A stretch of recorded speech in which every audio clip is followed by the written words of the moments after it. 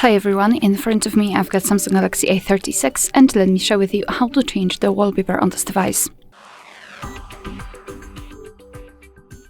So let's start with opening the settings, and here we have to scroll and find the wallpaper and style. Then let's tap on change wallpapers.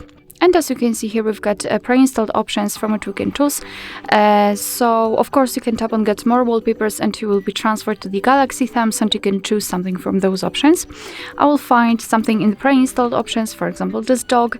And here, after tapping on the specific wallpaper, you can decide where you want to set it, so as a lock screen or home screen or both. It's of course up to you. I will choose both options, so let me tap on next. And here we've got the preview, so we can check how it will look like.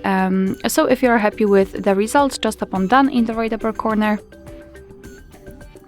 Now we can go back, and as you can see, the wallpaper has been played successfully. Alright, so that will be all. Thank you so much for watching. Please hit the subscribe button and leave the thumbs up.